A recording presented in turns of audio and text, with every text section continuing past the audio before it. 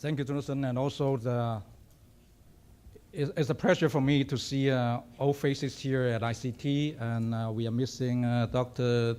Boaz Gano. I think he's too busy, but please convey my congratulations on his promotion as the Dean of the school. Right, I think that we're here on behalf of the United Nations Counter-Terrorism Committee, Executive Directorate. The UN is a weird animal. In the morning, you heard the excellent presentation by my colleague, Dr. Evans. He serves as the monitoring team for the sanctions regime under the Security Council. We are another branch of the Security Council. So the UN has many sons and daughters on CT, so that's a good thing.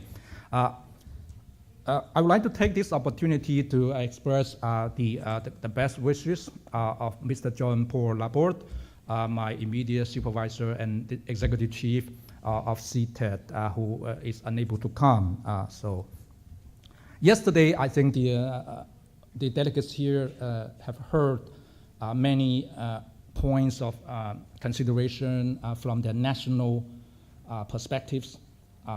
Mainly, you heard points of views on national consideration as well as regional concerns. But today, I think the good thing about today is that we are trying to move a step further to provide you with a global and diversified view on CT issues. That was the reason why in the first panel you heard some propositions and presentations beyond this country's concern, beyond this region. So I think I will continue at that path. Usually the UN comes and will not leave without leaving with you some positions for documentation. I think otherwise we would not be able to come. So allow me, first of all, on issues for today's agenda item, the UN has at least 3 fundamental positions on terrorism issues. Number one, the United Nations believes that terrorism undermines not only peace and security, but also economic and social development. So that sets the tone for the discussions at the UN, which is the universal body comprising of all member states, including the important state of Israel. Second, the United Nations condemns terrorism in all its forms and manifestations, regardless of its motivation, whenever and by whomsoever committed. And lastly, the United Nations believes that terrorism cannot and should not be associated with any religion, nationality, or ethnic group. So those set the parameters for the UN's discussions. So I would like to bring that positions to your attention. Now, I think that we heard in the morning that one of the previous speakers mentioned that he met with the driver, the receptionist. One of his catchphrases was, "Things have changed." And that we agree with. I think things have also changed in the eyes of the United Nations since 9/11. I think this week, by coincidence, is the 30th anniversary of that event. So I think we do also in the United Nations see that things on terrorism have changed. Now, I would like to outline a couple of terrorism environment as follows. First, we believe that there are a number of new terrorism threats which have emerged. They include, some of them have already been mentioned by my colleague, Dr. Evans. They so include, in particular, the phenomenon of terrorist recruitment and incitement through the internet and other means, modern means of technology.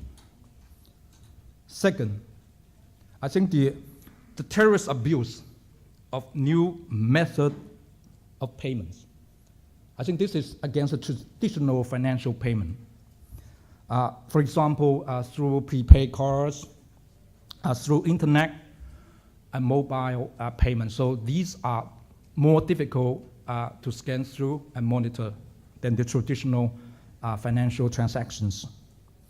Number 3, the terrorists' increasing use of kidnapping for ransom to fund their activities. I think throughout the working sections tomorrow, we are going to hear more stories, more analysis on that. I think number 4, the increasing need, we feel there's an increasing need to protect tourism, recreational, as well as industrial infrastructure, facilities, and commercial centers, because these have become targets of terrorism. And perhaps finally, that we also feel that there is a need, at least in the UN, to address the growing links between transnational organized crime and terrorism. In the first panel of the day, we heard, I think, terrorism at the high sea, piracy, and then perhaps I think throughout the working sections, we may hear more stories on that, such as I think the trafficking of arms from South America, from Africa to whatever the routes, and also the drugs. I think the second point I would like to point out at this plenary is that the nature of terrorist operations have become more complex.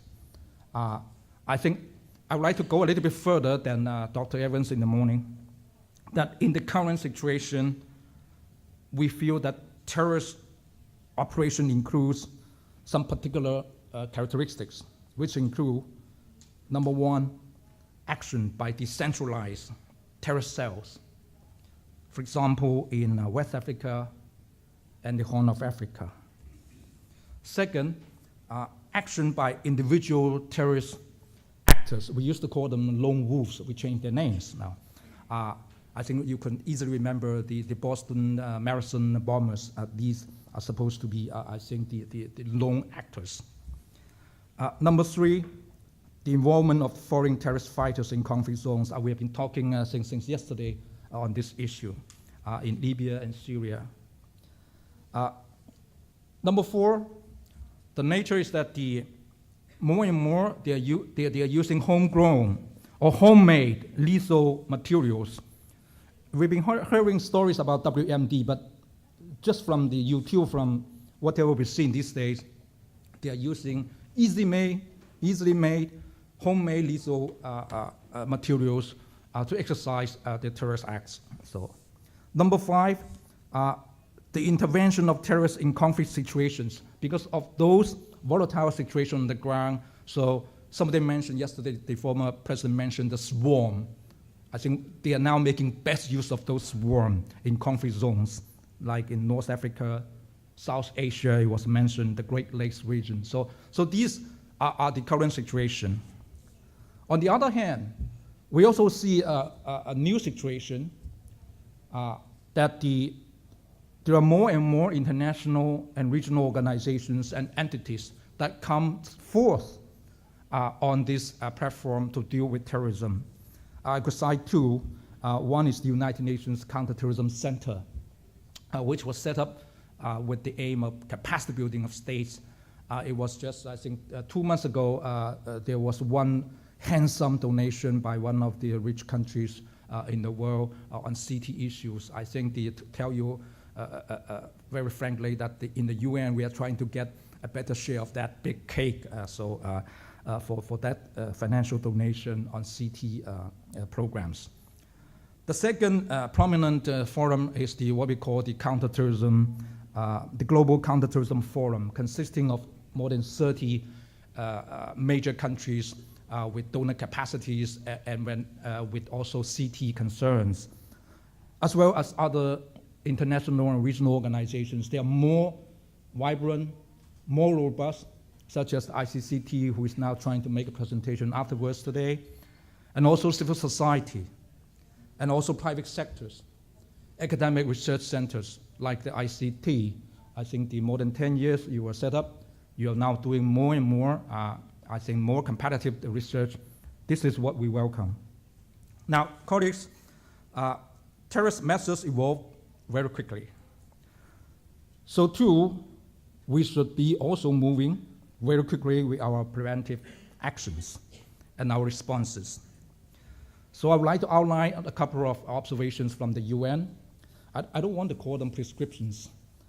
First, we feel that a common objective requires a common approach. The Security Council and the General Assembly of the United Nations should and must work together. I think I heard some figures in the morning. There are 85 designated desk officers in the UN headquarters working on the CT. There are at least 3 particularly designed bodies under Security Council to deal with the terrorism issues. And also on the General Assembly, you have at least 2 bodies, the CTITF, UNCCT, and also the UN and other UN entities, UNODC, the specialized agencies. We feel that all these organs should work as one. Together, of course, with regional organizations, because the UN cannot digest everything. We have to work with regional organizations. For example, I know there are some African delegations here. We have to work with the AU, with ECOWAS, with the regional organizations in order to solve those issues. Each has to perform its own duties according to division of labor. Second, I think the evolving terrorist threat requires an evolving counterterrorism capacity building programs. So this is what we see things.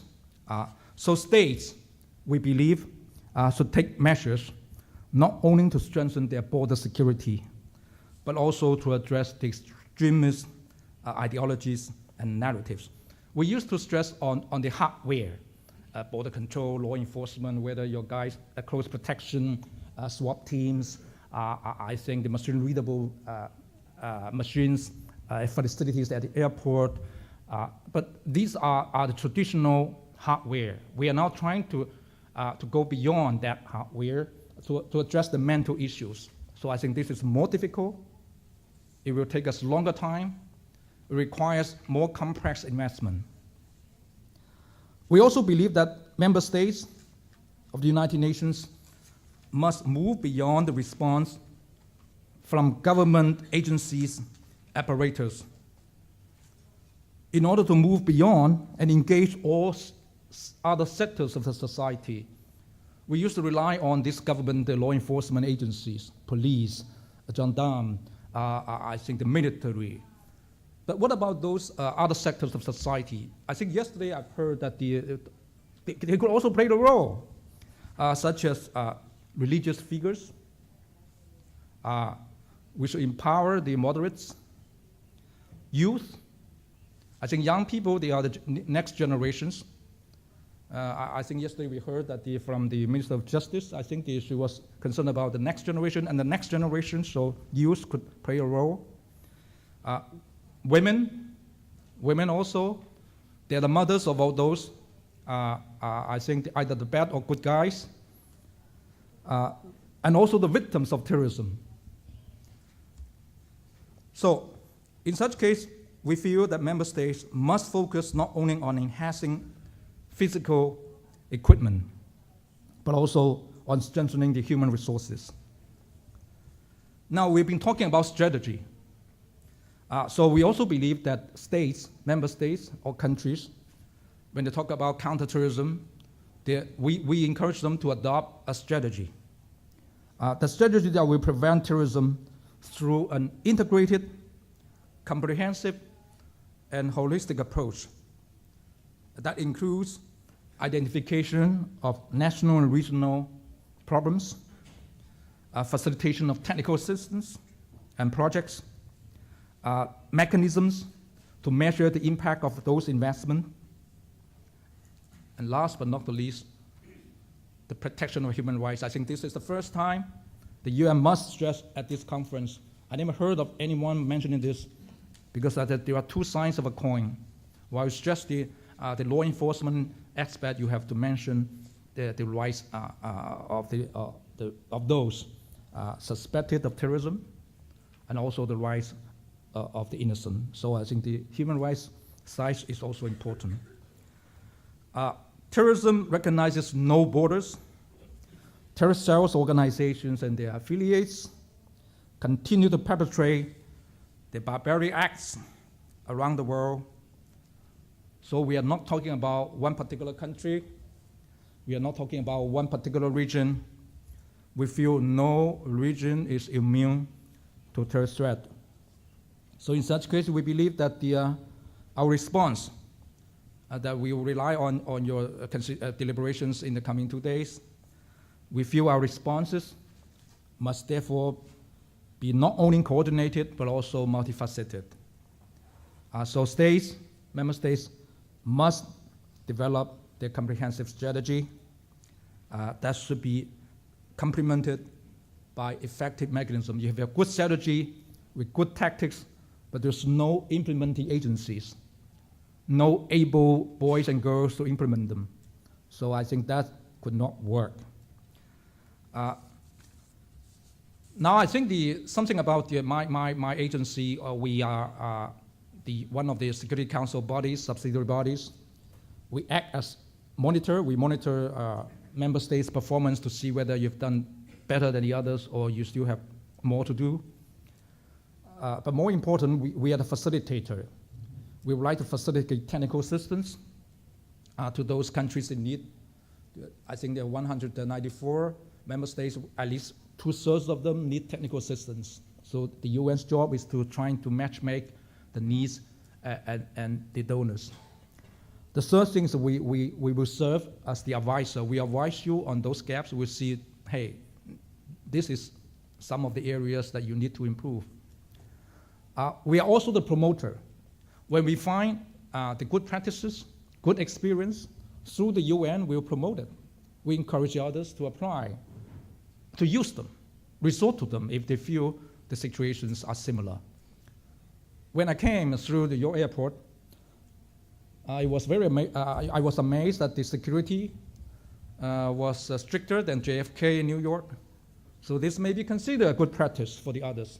So this is one of those things that your government, your authorities have been introduced in order to close all loopholes. So I think this is something good, perhaps. But of course, I mean, that we find it very uncomfortable because I think they ask you at least 3 questions. The same question that have you been to Israel? Can you show me your national passport? What are you doing here? So we feel we are UN, but we feel that this is necessary for security reasons. Now in this regard, I would like to document the UN appreciation. I hope you have the video live. That Israel is a close partner with the UN, with my entity. Israel has provided its assistance on some of the major United Nations counter-terrorism capacity building programs. So we welcome that, and this is the opportunity I would like to document our appeal, that we look forward to continuing working with you, continue to work closer with you in order to continue to work on those capacity buildings, because there are many states that need help, and Israel, given its experience, capacity, can do something. The United Nations, okay, I'm exhausting my time. The United Nations have set up a couple of rules by its instruments, universally legal instruments on counterterrorism, Security Council resolutions, so member states are supposed to implement the obligations. Before I finish, I remember, I think since yesterday, somebody quoted some philosophical remarks from the Chinese military strategies more than 2,000 years ago, Sun Tzu on the art of war. So I would like to wind up my statement by quoting another one, which I will try to find out. Okay, good, that's one. Okay, so in terms of war, now we are talking about war against terror.